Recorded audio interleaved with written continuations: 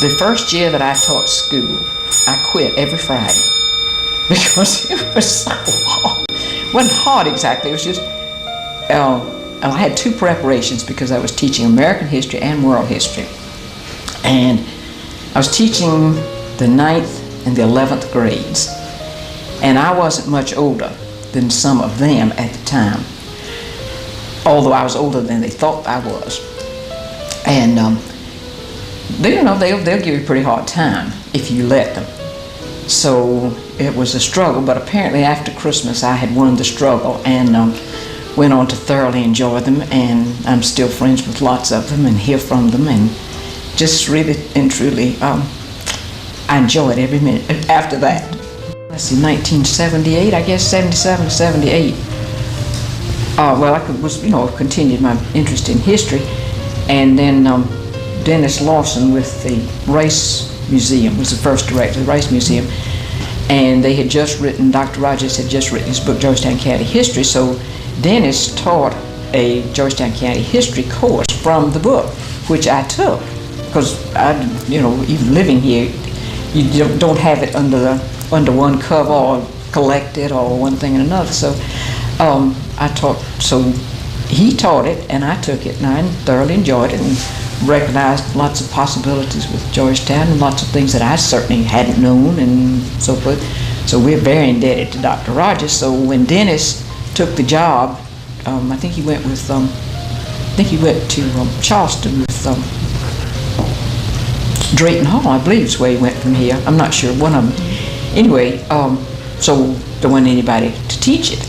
And so I just took it upon myself to teach it. So I went to Coastal Carolina and they were very interested, and so I taught under their auspices.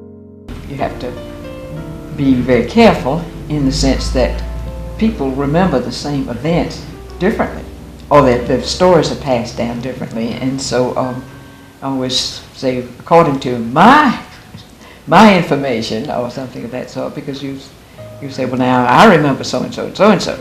So that's particularly true when you get into the 20th century, because I've taught a lot of people. I've had some wonderful experiences with it, with the teaching of adults, and with this course particularly, for two reasons. One is the fact that a lot of people who are Georgetonians, or Georgetown Countyans, I guess that's the word, have taken it, and of course they know a lot that I certainly don't know, and so it's been very enriching as far as my own personal advantage is concerned. And then I've taught lots and lots of transplanted folks. Of course, as you know, everybody's pouring into this area, and I'm so pleased that they have been so interested. In fact, I've had one lady that took the thing 3 times, so she's just thoroughly enjoyed it, and her husband took it twice, but they were very interested and very, very receptive to everything. And I have not consciously tried to influence anybody. I learned not to do that early on, particularly in the course of history, because we all have our biases and prejudices and can't help that. But I did want them to see the southern side. After I had had my children, I started taking extensions here. And I went to summer school a few times, and I got a master's degree from South Carolina State in elementary ed in 51, I think it was. I had taken secondary ed, my undergrad. I retired in 1979, and I had taught 35 years. I taught just about all of them here in Georgetown, with the exception to a year that I taught in Chicago. Back there when you didn't have to take the NT, but I've taken the NT one time, and I made A the first time I took it, And I taught, and I was married first. Of course, I was divorced in 1970 after about 27 years of marriage. So I went to Chicago for a year, and that's where the year that I taught there.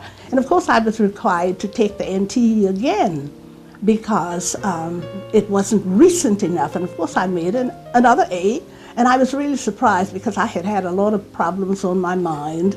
And so I remember thinking about home and taking the exam, and somebody said, "Wake up, stupid, you're taking the exam." And I went on and took it, and I made an A, and I taught there, but I knew I wasn't going to stay. At the school where I taught, it was, well, I lived in the Hyde Park area, and it was just beautiful. I just enjoyed, it was different. I replaced someone at the school where I taught who had had a mental condition.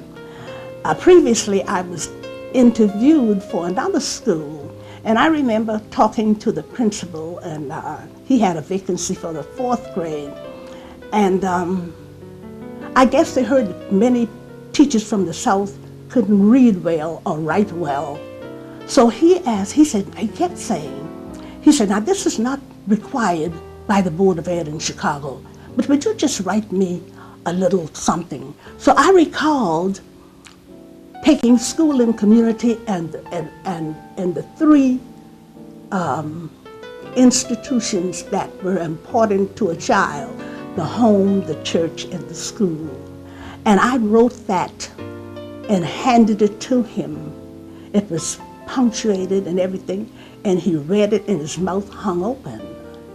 So he said, "Well, I'll let you know."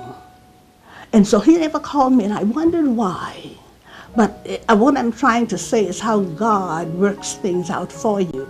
If I had gotten that job, I would have had to leave home early, ride a bus, and take a transfer. I got a call, I guess the next week, to another school, William Claude Revis School in Chicago, which was in walking distance. And I went there, and it was just a beautiful thing. The principal was a man named Mr. Hoffman, and this lady who's a vice principal, and I knew her name, but I can't call it right now. So she said, "If you're going to stay in Chicago," she said, "we have so many people who cannot even pass these exams."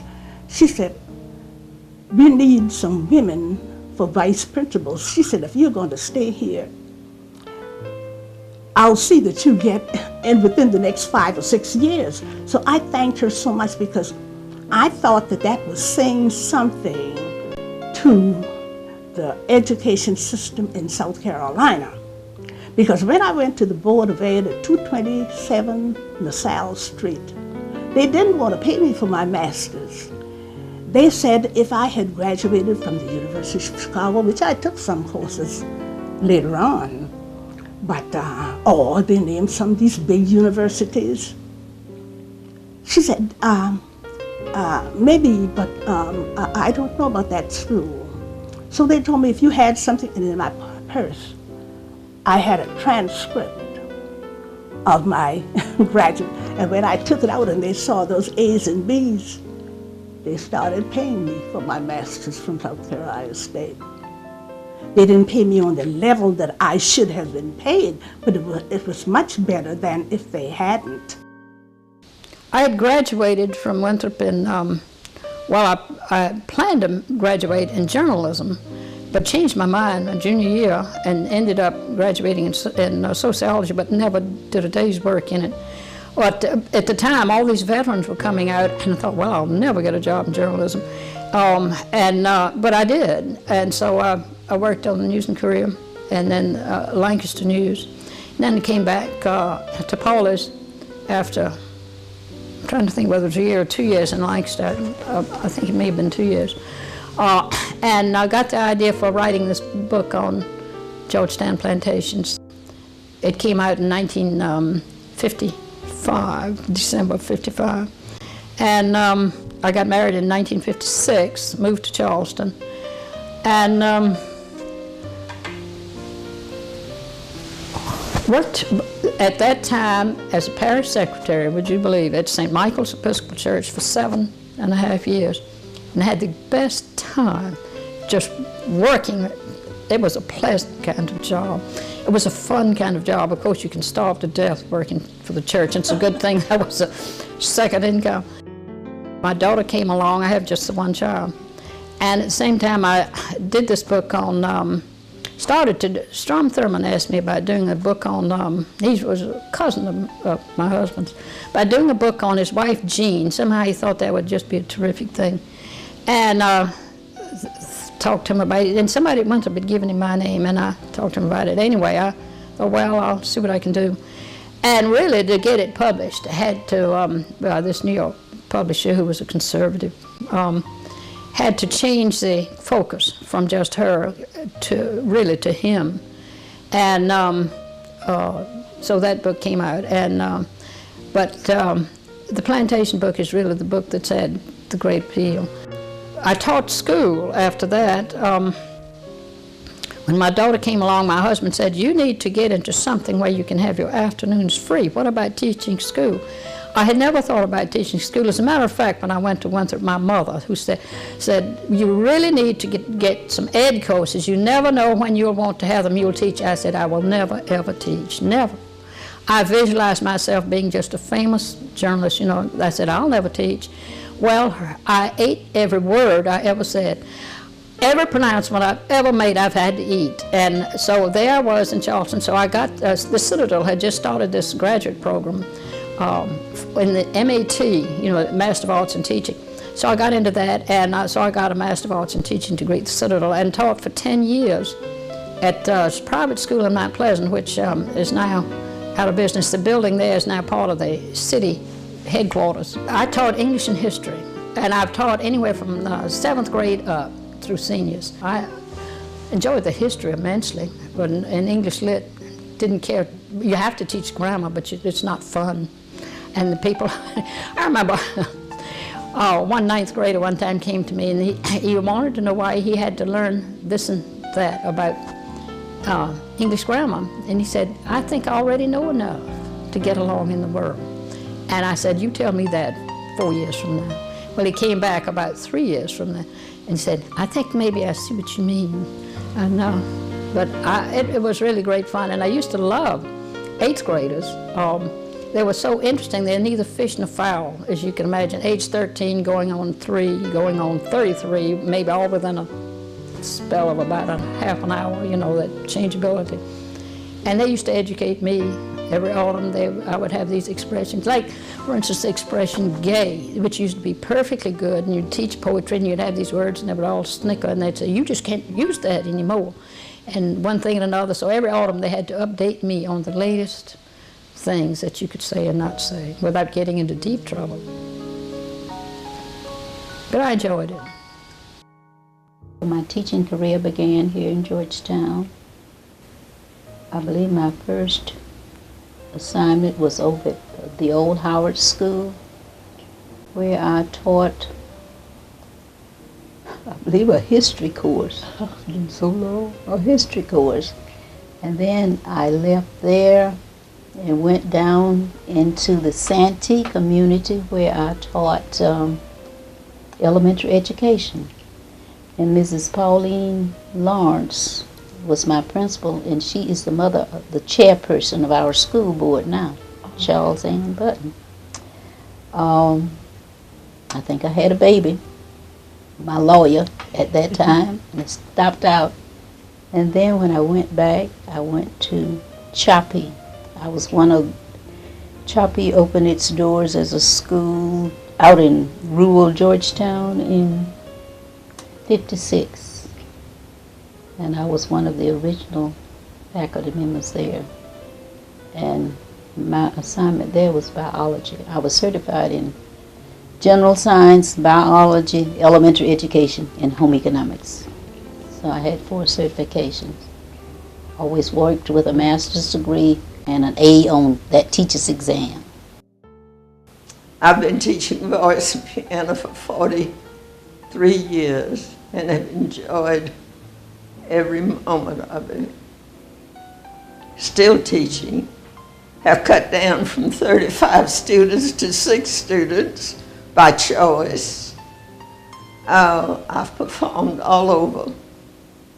And my daughter is a fabulous musician. She's been in her 25th play.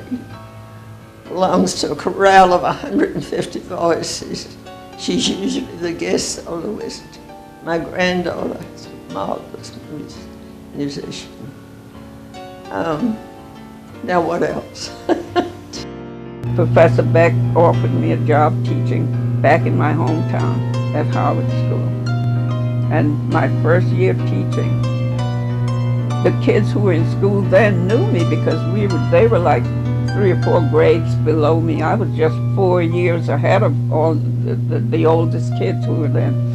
So they didn't have any idea about she's old enough to teach. They remember Minnie Kennedy. She lived on Queen Street. Now she's coming back here to teach, you know.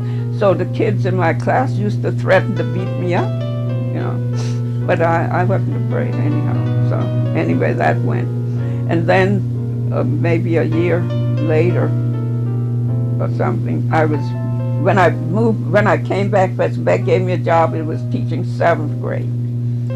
Then I was promoted to teach 8th grade. And 8th grade was part of the high school at that time. Now it's called middle school, right? So there was a young man in my class in 8th grade. And from the first day of school, he comes every morning and he's beating drum on the desk, and he didn't know anything and he didn't even care. Didn't study, nothing. What? So at the end of the school year, you prepare to write a promotion card for the student. So he's beating one morning. Miss Kennedy, I bet I know what you're thinking. I bet you're thinking that you're not going to promote me to 8th grade, but you don't know that in South Carolina, you can't keep a child back 3 years in a row, and I was already back 2. You know, he went. So, time to write out the promotion. I wrote the promotion card. I promote Louis Harold Lawrence from 7th grade into 7th grade. I didn't care what the state said. I was not going to socially promote anybody. So a few years later, I was in New York, and I was in 125th Street, which is like the 5th Avenue of the black community in New York, right? And there was Louis Harold. This was several years later. So he's thanking me. So I said, for what? He said, for keeping me back because I realized that I was not going to learn anymore. So he quit school, joined the Navy. Then he realized how limited his education was after he was traveling around in the Navy. So he came back and finished school. Now he's a minister in Georgetown, got a church and everything, right? So he was thanking me. He said, if you didn't keep me back, I was going to just repeat and repeat and repeat. It was just awful. When I graduated from South Carolina State and was teaching in Georgetown, the salary for teachers was $50 a month. That's what I was getting paid. And I worked 3 years. By the 3rd year, they raised the salary to $65, raised it $15, right? So after 2 years of that, I thought, my God, I can go to New York and pick up pennies in the street and make more than $50 a month. By September, I had applied to the public school system in Manhattan, New York City. And they said that they were not hiring anyone with an accent, any kind of accent. And I had a Southern accent. I don't know how I lost it, but I did. Anyhow, so I didn't get into the public school. And at that time, America was in war with Japan. And the Brooklyn Navy Yard was hiring lots of people. So I applied. You had to take a test and everything. I got into the Brooklyn Navy Yard, learned how to weld, and learned to be a ship fitter, learned how to read blueprints and all, work on some of those ships like the Constitution and a couple of others. So I worked in the Navy Yard until the war with Japan was over. And then they let hundreds of people go. I was one of them. By that time, I had saved up a little money, so I went to Teachers College, a graduate school of Columbia University, to work on my master's degree. A young woman who was in one of my classes, she says, Minnie, call the nursery schools. You can get a job there. Because they don't care who teach young children. They will hire anybody in the nursery schools. So she gave me the name and telephone number of a director of a private, wealthy nursery school. It was in the Bronx, was predominantly Jewish. And I called. So the director on the phone says, can you come in tomorrow for an interview? I turned to this woman, I said, you're right, she tells me to come in for an interview. I didn't have the first course in early childhood education. I was a high school teacher. That's what I had studied. So anyway, she says, come in tomorrow for an interview. So I went for the interview. She and I sat in her office with this very pleasant Jewish woman. She was director of the school. So after we finished talking, she says, can you start working with us tomorrow? I thought to myself, what is she talking about? I didn't know any 3- and 4-year-old. I think they cry all the time. Who knows, right? So anyway, she gave me a job teaching. And that was the only job that I applied for in New York. And I went from there to another, bigger, more expensive, but all my work in New York at that time was in private schools. The district asked me to be the principal, and they gave me an old stable to hire a contractor to make that building into a nursery school building and to set up a school that combined Head Start children and private family children together. So nobody knew who was Head Start, who wasn't. We just put all of them together. You had rich, poor, black, white, the whole bit, all together. And I was the principal of that school. And had to get a contractor to make that stable into a nursery school. We had made seven classrooms, an office, teacher restroom, the whole bit. It was really nice, beautiful. And I had to hire teachers. And I was very conscious of race relations. So if I hired a white teacher, I gave her a black assistant. If I hired a black teacher, I gave her a white assistant, so that people can learn to work together. And they were not, I wasn't giving people jobs, I was hiring people to work with children. I worked a year in Conway in the county library. I had graduated, technically I made a terrible mistake. I graduated with a degree in English and a minor in religion and art, and I wasn't prepared to do any job on earth that I know of.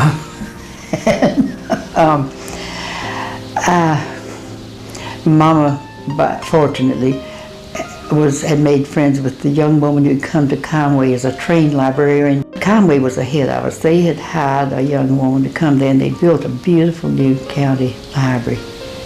And so she hired me as an assistant because they couldn't have afforded to pay more than one trained person at that time. And then she persuaded me to go to library school. I hadn't worked very long when she started telling me I should go on for graduate school. And so a cousin loaned me the money because I thought I can't let Mama do any more of sending me. There were 3 boys behind me that needed to go to school. And so a cousin of my mother's loaned me the money to go to Chapel Hill.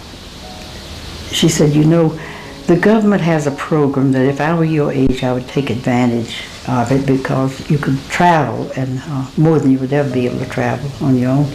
And she talked to me about the Special Services Program, Department of the Army. I wrote my mother a postcard about it, and she sent me a postcard by return mail, just what I'd like for you to do. Because see, she had gone in the First World War. This was after the war. I was after the war. Well, so was she. She was over there during the occupation after the First World War. But anyway, it was 1951.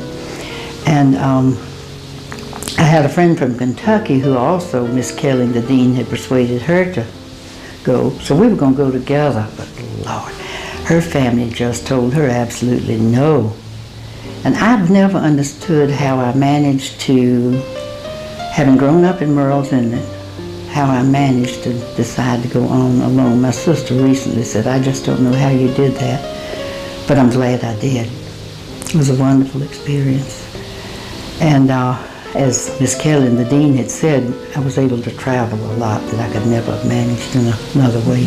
They would even let us work for 6 weeks without a day off and then have an accumulated, week or so. It was wonderful. When I was a child, we were terribly indoctrinated to hate the Japanese and the Germans.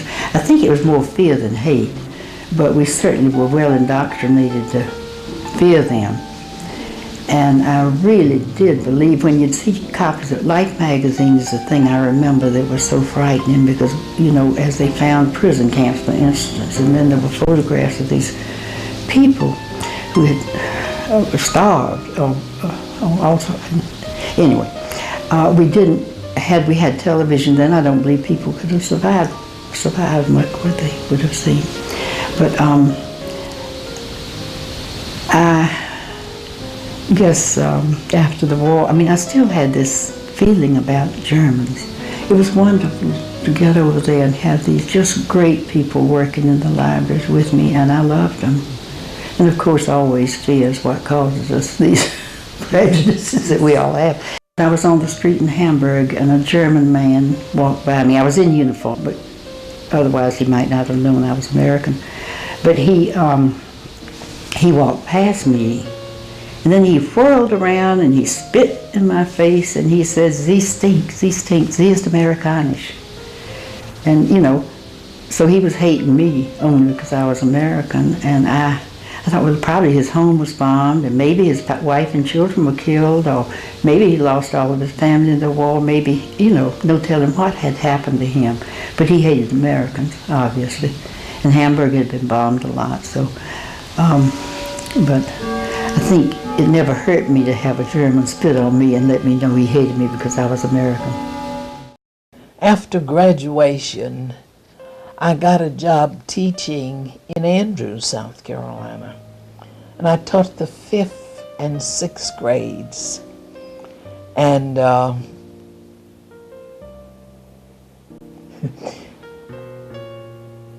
my first class, I shall always remember, but it's an experience that I shall always be very grateful for, the experience of teaching at that grade level, because at that grade level, the children love you, and they want you to know it, and you feel it, and it gives you something. I don't think at any other grade level, I think after the 5th and 6th grades, they begin to suspect teachers. In that class, I had a number of interesting students that I will never forget. There was a big boy whose name I have forgotten. I'm glad I've forgotten his name. He had been what we call left back, which means that he had not been promoted to the next grade level. And he was much larger than the other students in the class. And everyone was saying he was difficult. The teachers who'd had him before, the students. And I remember on one occasion he did something in class, and I reprimanded him. And then I reprimanded him, and he just sat there. And I spoke to him again. He looked up at me. "You better let me be good to you while I'm good to you." And I looked at him and smiled. And I said, "Now, who are you trying to impress, me or the others?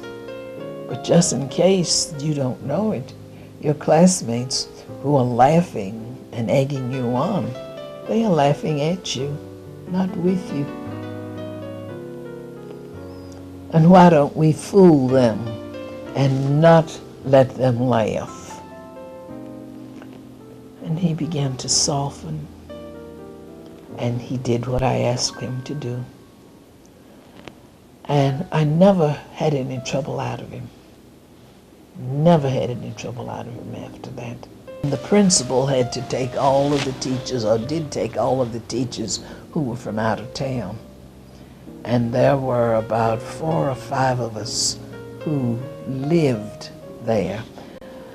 And some evenings we would go to the movies, and I remember going to the movies, and these 3 little boys, they would sometimes be there, and they'd come and sit near us as though they were guarding us and taking care of us. It was just a delightful kind of experience. After Robert was born, I got an offer to teach at Morris College. And I was hired to teach English, and my husband was hired to teach political science. And we taught at Morris College for 2 years. And then John went back to school because he only had the bachelor's degree. He didn't have the master's degree. And when he went back to school, Dr. Rayford Logan, bless his heart, had been impressed with me as a student when I was a student at Howard.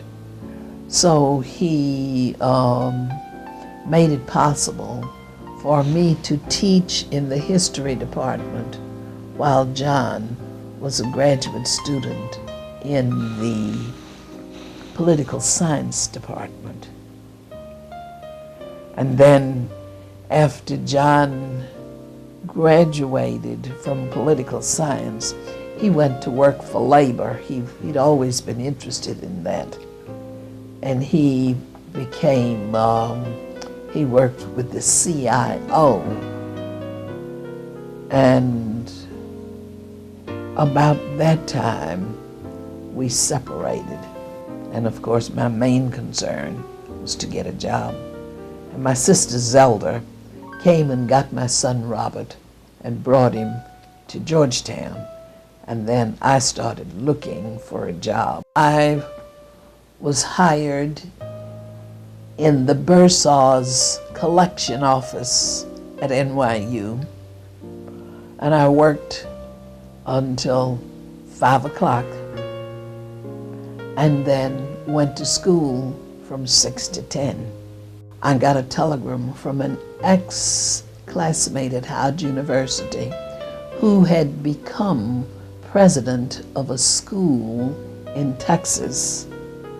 He had become president of Butler College, a Baptist school in Tyler, Texas.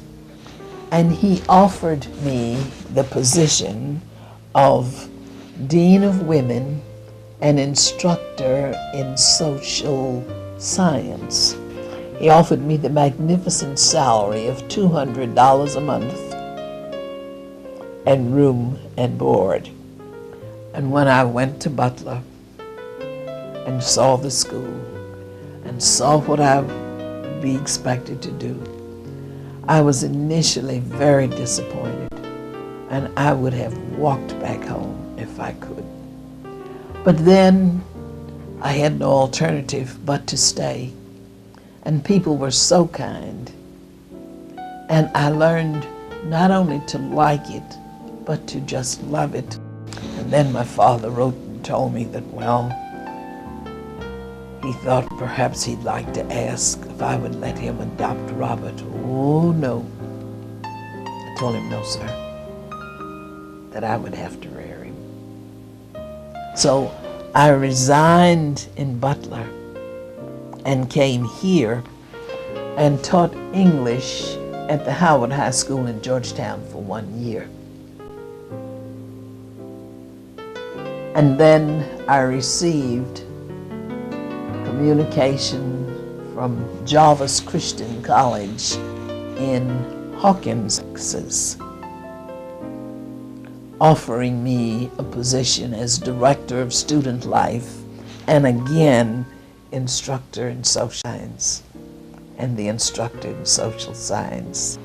I think I worked at Jarvis 2 years, and I left Jarvis and went to Texas College, which was a Methodist school in Tyler. And I stayed at Texas College, I think 5 years. And my son, I took Robert with me. I was hired at Prairie View A&M University in Prairie View, Texas, to teach history. And I stayed there until I retired. Stayed beyond retirement because I retired in 1979 and did not leave until 1988. I worked in the post office for years and years. What did you do in the post office? Money order department and savings account. And then Mr. Davis, who was a colonel at that time, was postmaster. And when the Social Security first was established, he asked me did I want to go to Charleston, where I had to go. That's where it was all set up. He said, it's good money in it compared to what you were getting back then. I said, yes, I'll go. And I had some friends there, and my brother's wife family lived there, and I lived with them while I worked there, the McGuires. And that's when it first started, of course, you know. Nobody had a Social Security card back then. I must have worked in the post office there, about 5 years, I guess. And then one of my friends who lived across the street, his name was Mr. Woodcock, he owned a Coca-Cola bottling company, and he died. And she asked me would I come over and give her a helper with the Coca-Cola bottling company. And of course, they were all men working there too, and I was the only woman. And so I worked with her a while, and then she said, if you work with me a while, you'll just be around the corner from your daddy. You can run in and help him. I had a couple of live shows. One was known as the Town Crier. The other was known as Hello Ladies. And I would sub every now and then for news there was any. And we had a remote up at Belk's. Belk's Scarborough used to be on Front Street. We had a remote from up there. And I took care of the traffic over there, and I wrote commercials. Back then you had to do all you could do. And my husband, of course, he sold. He was a salesman. And he did radio work too, airtime.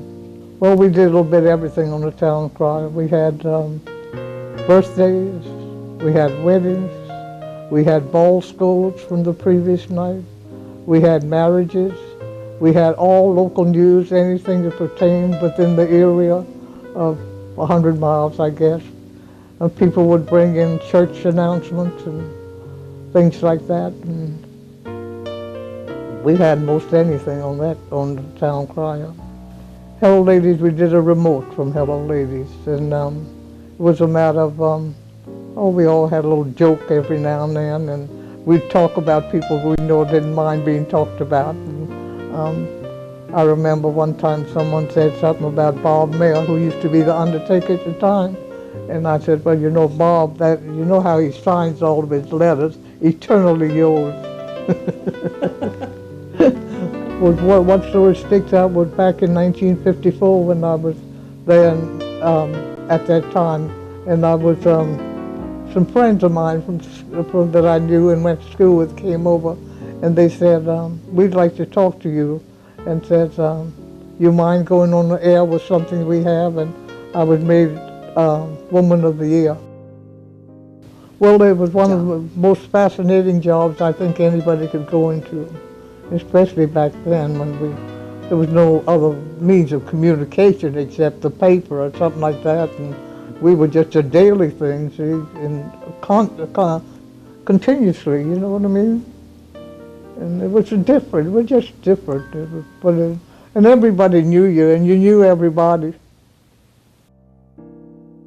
I volunteered with Waccamaw ULC, I think it was in 71. I volunteered there as a literacy tutor. And they liked my work there so well that when some funds came through, they hired me. And they hired me first as a parenting person to deal with parents and children that were having a lot of problems. And I think I worked that for about 4 years.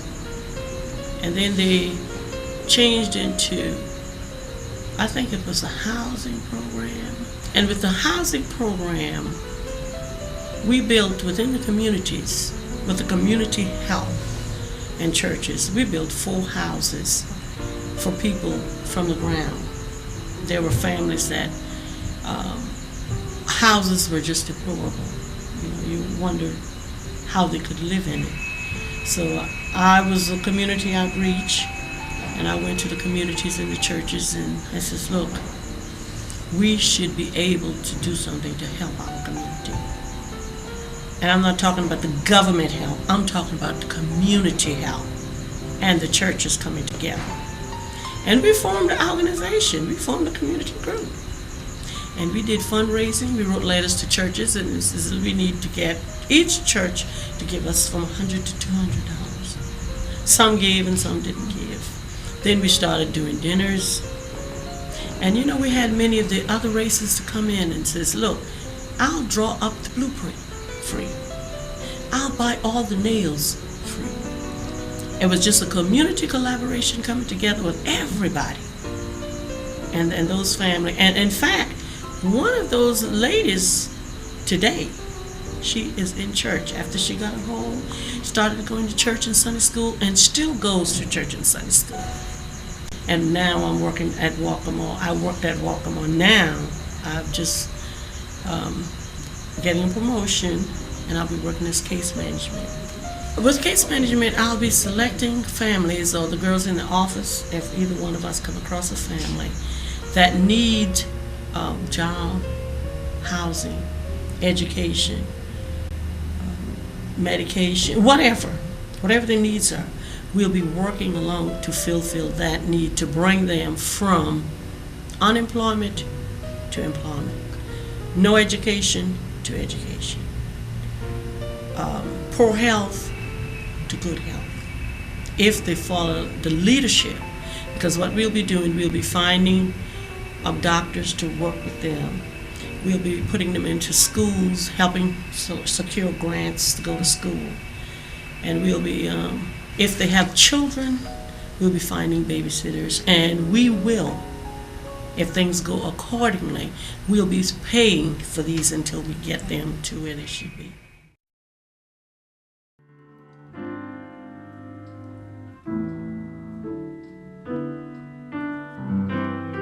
I always wanted to have my own and things like that, so, and I didn't mind working.